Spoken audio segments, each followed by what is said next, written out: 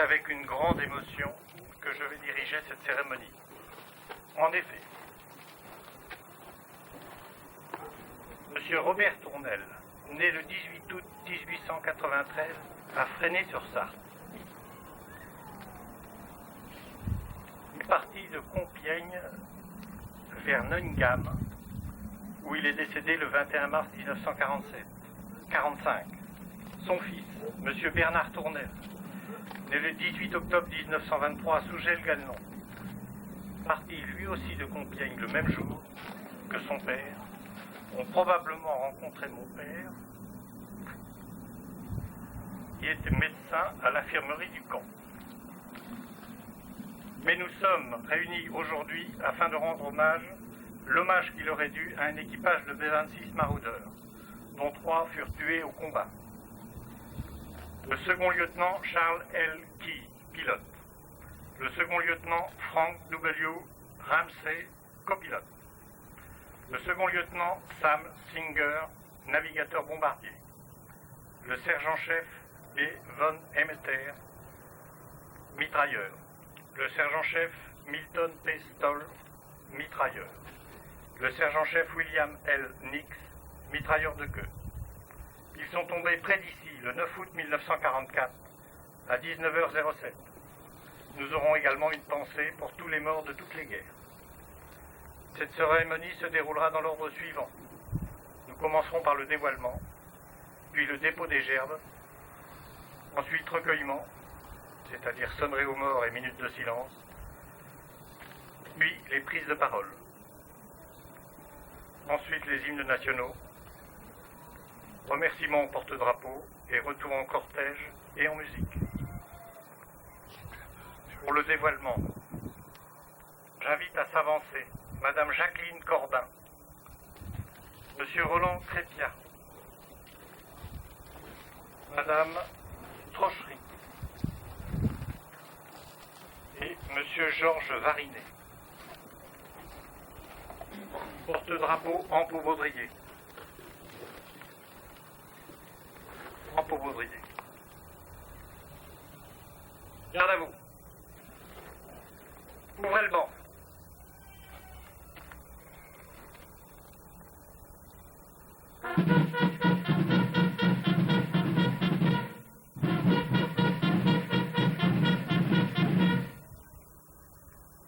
Dévoilement.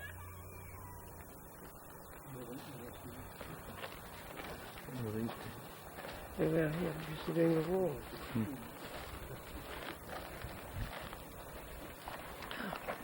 Yeah. I think I'm getting it. I'm not sure. Les messieurs décrochent le drapeau en haut. C'est bon.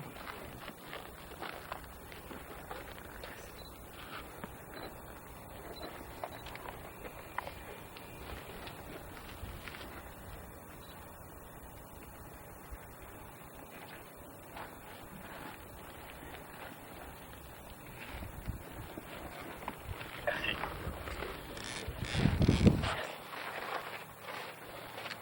Jean-Claude Lebosset et Monsieur Daniel Gélin, maire de la commune de Sougel-Ganelon et premier adjoint de la commune.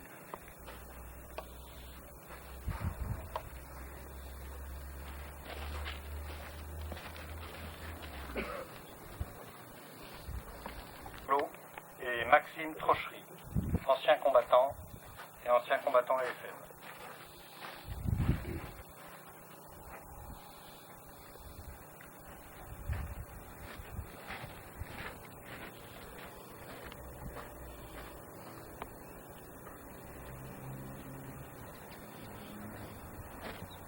Conseillère générale et conseillère régionale. Et monsieur le député. American. It's a deputy. Consultant.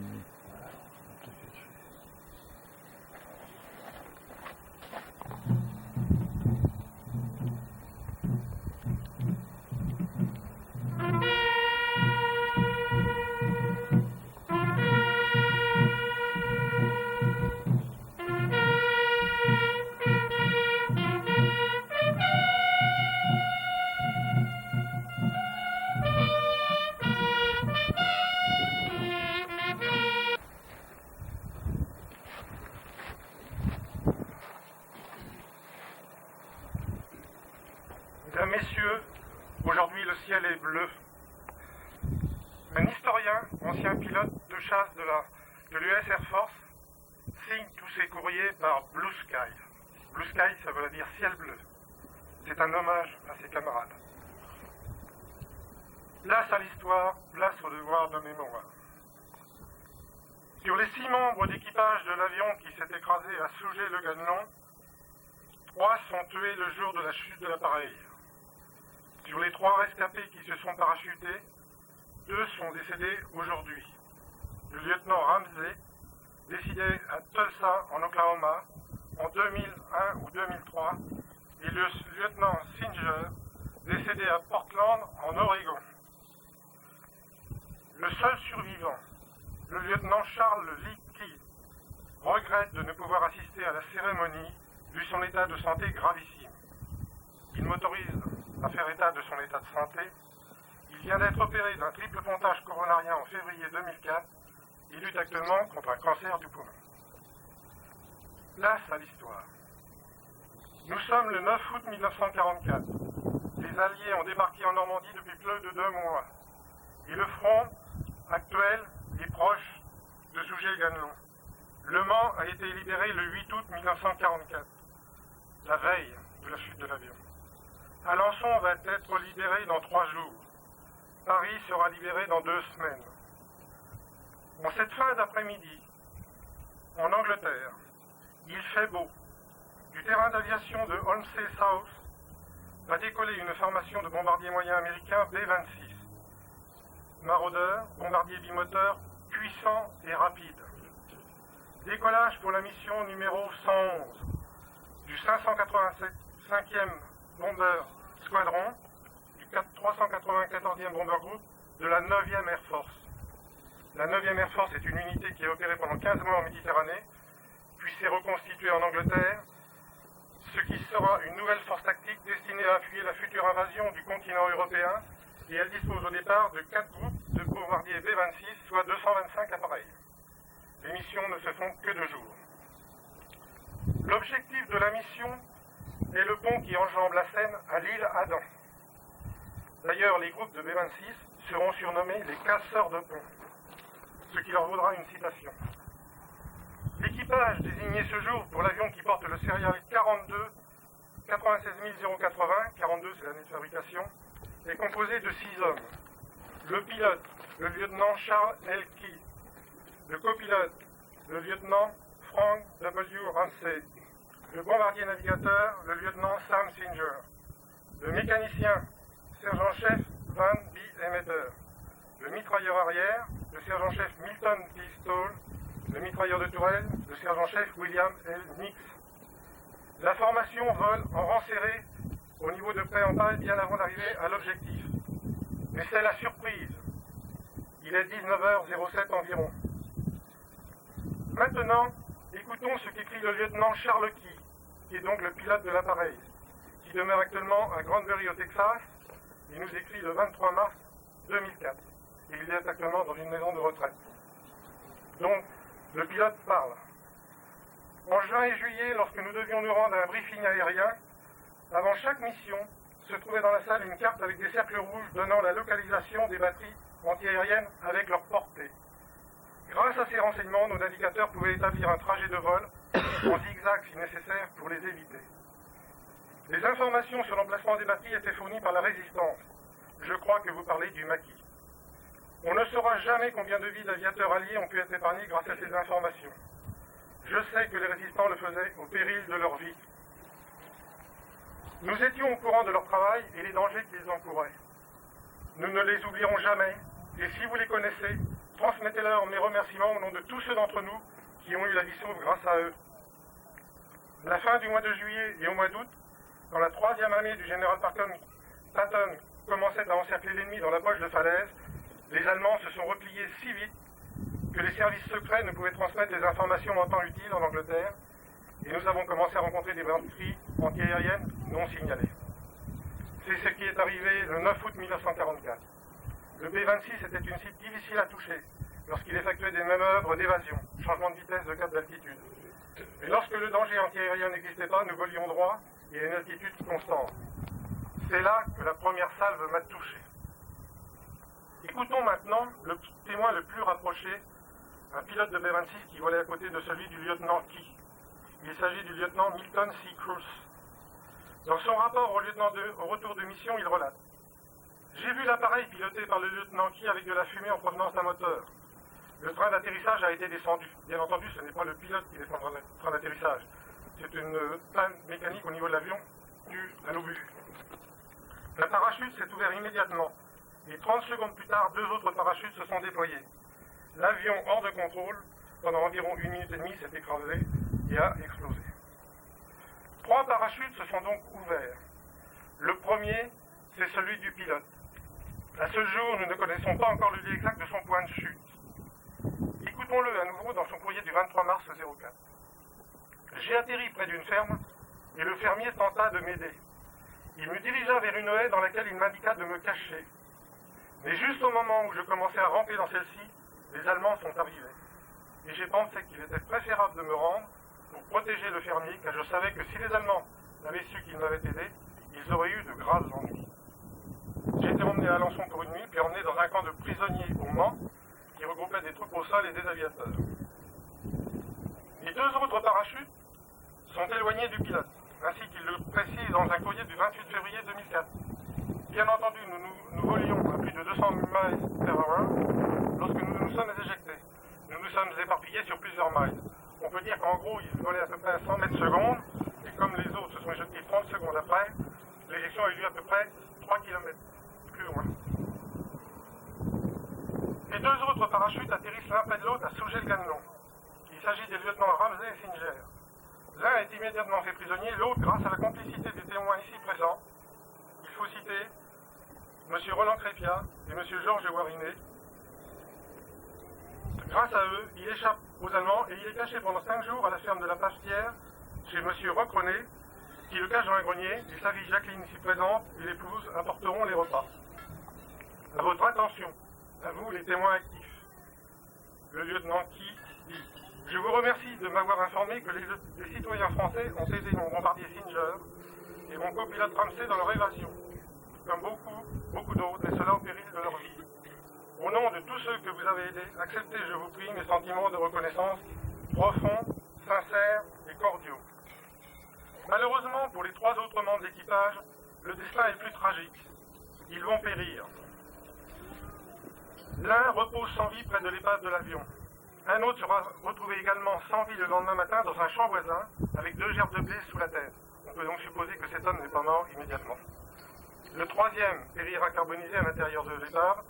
Nous savions qu'il s'agit de William L. Nixt, mitrailleur de Tourelle. Et c'est surtout à eux que pense le pilote, le lieutenant Charles Key, dans sa lettre du 28 février 2004. J'apprécie beaucoup d'avoir des détails en ce qui concerne la mort des mitrailleurs de mon équipage. Écoutez, jusqu'à ce jour, je n'ai pu obtenir aucune information en dehors du fait qu'ils étaient décédés. Comment sont-ils morts et pourquoi? Cela me hante depuis toujours. Dans un nouveau courrier daté du 23 mars, il ajoute: tout l'hommage revient au sergent-chef Nixt, Demeter et Stoll. Ce sont eux qui ont fait le suprême sacrifice de leur vie, et c'est à eux que doivent revenir les honneurs. Sachez que ces 3 hommes reposent au cimetière militaire de Saint-Germain. Enfin, je terminerai cette intervention avec 2 nouveaux passages extraits des lettres du pilote, le lieutenant Charles Key. J'ai le plus grand respect et la plus grande considération pour les habitants de Normandie. Je sais que la France et l'Europe seront toujours de grands amis. Mon attachement pour les Français ne faiblira jamais. À nouveau, je vous demande de transmettre mes sincères remerciements pour votre gentillesse. Je suis encore étonné que des Français nous aient aussi chaleureusement accueillis, même si nous avions bombardé leur ville. J'ai vu des photos de Saint-Lô réduites en ruines. Cependant, vous nous avez reçus les bras ouverts, avec des fleurs, des cadeaux. Je serai toujours reconnaissant. Dieu bénisse la France, Dieu bénisse l'Amérique.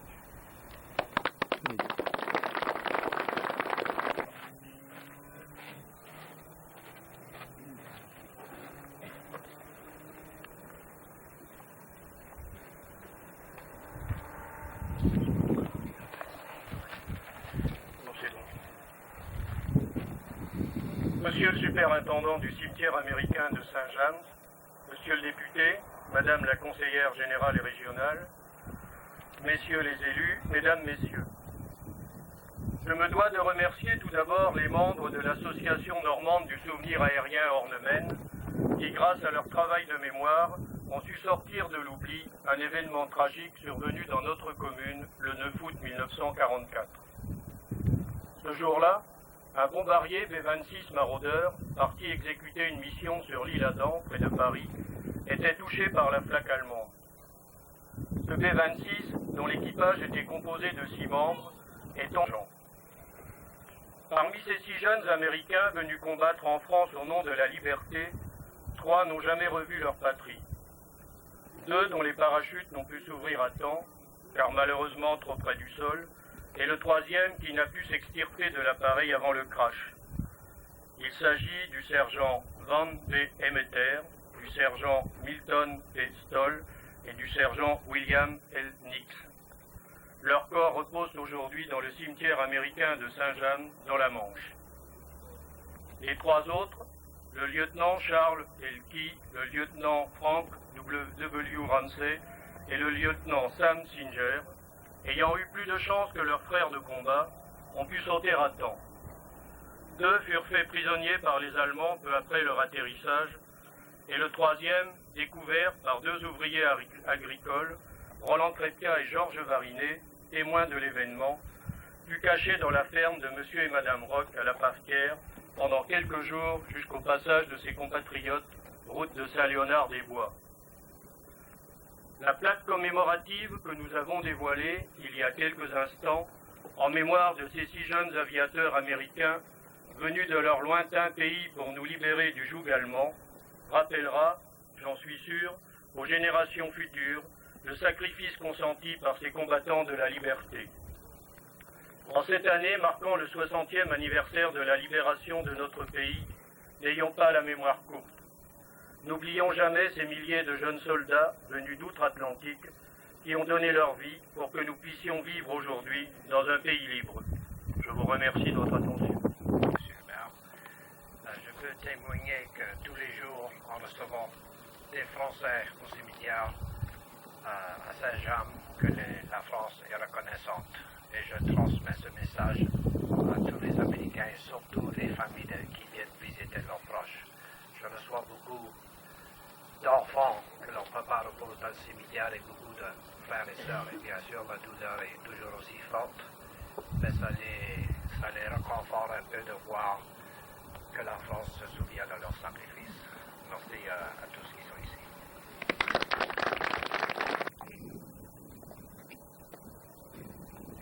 Garde à vous. Nous allons maintenant écouter l'hymne américain.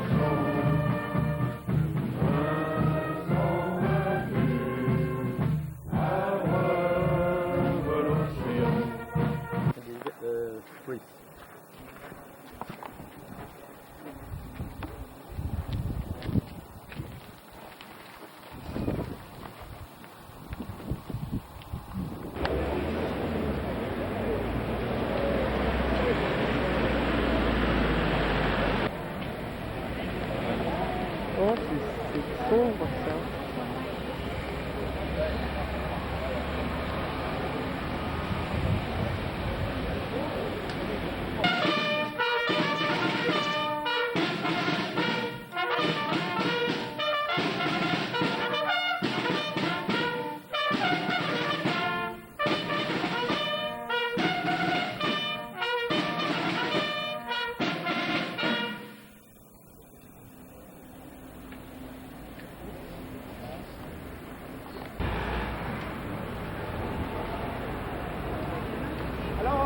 Châteauneuf au Libérateur, interpréter la deuxième DB.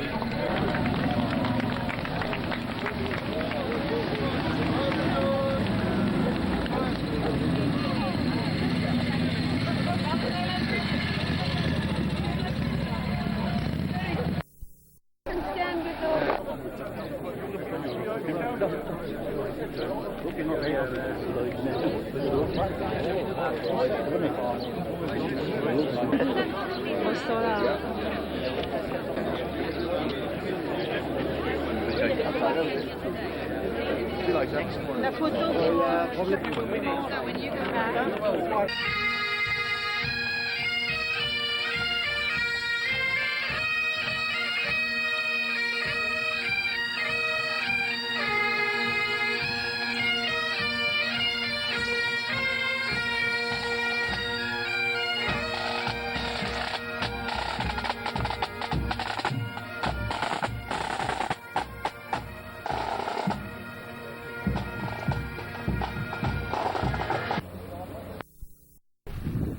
vas-y pas trop près parce que ça s'affaisse des fois les falaises. Hein.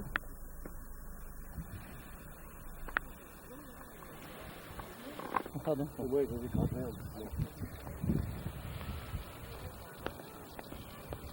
Et toutes les berges et tout ça. Peut-être pas aujourd'hui. Ou ils vont les faire arriver. Simpson. Yeah, on a pas les photos. The Grand Battle Typhoon with Messerschmitt. Spreading no back. Mississippi, 4e division, mort le 6 juin. Et la petite pierre. De même sur cette tombe, une petite pierre. Actuellement, il y a beaucoup de tombes avec des petites pierres. Ça doit être d'où ils viennent.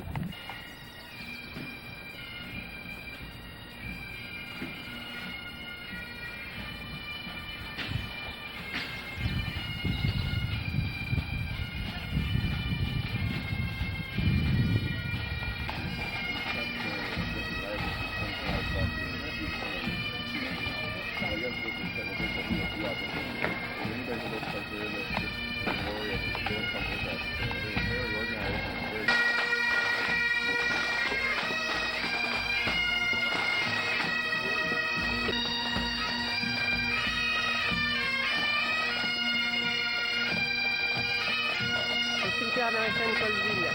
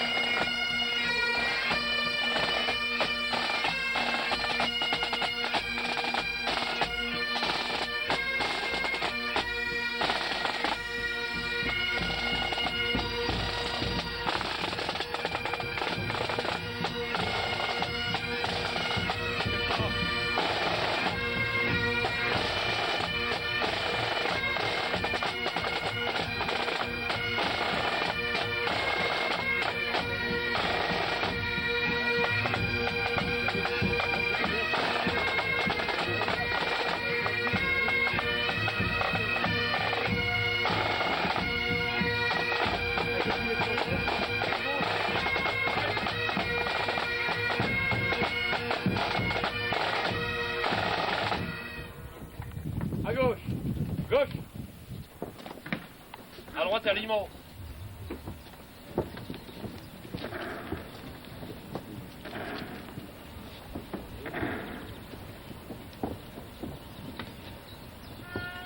Fixe.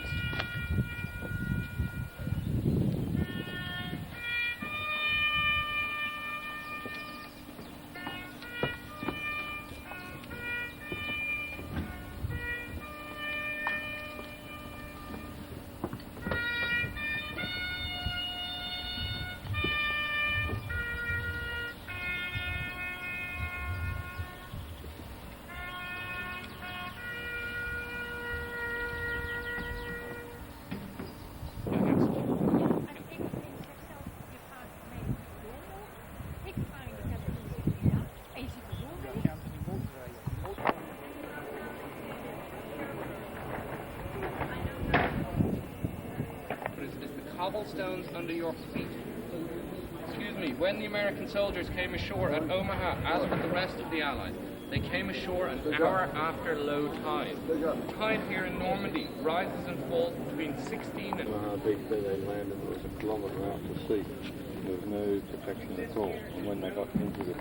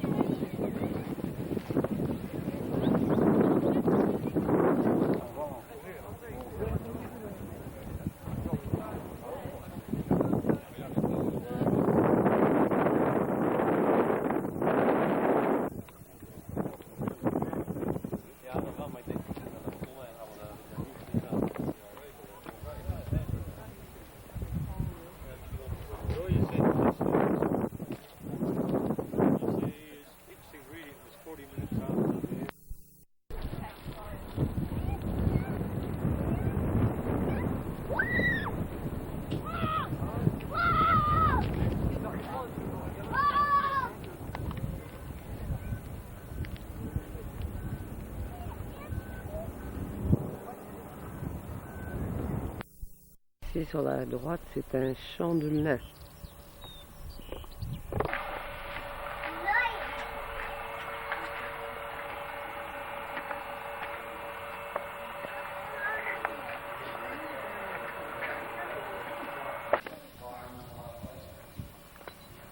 Karen, wait for me. Karen.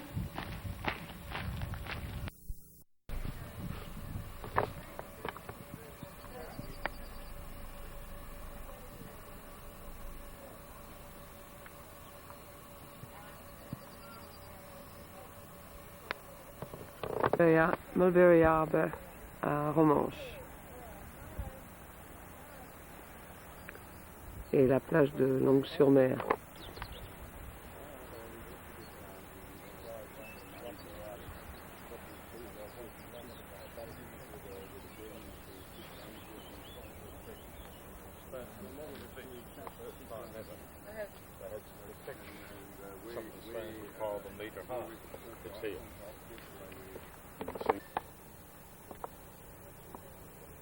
Là, c'est au fond, tout en bas.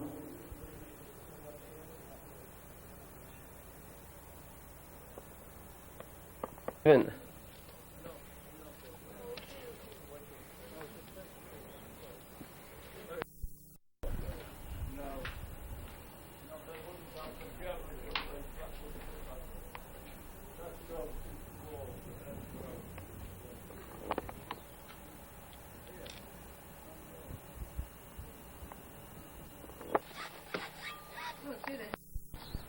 He's taking a photograph of Christine taking a photograph. Mulberry Harbour in the background. Mulberry Harbour, yeah.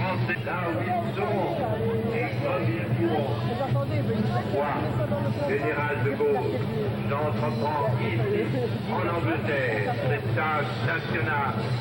J'invite tous les militaires français des armées de terre, de mer et de l'air.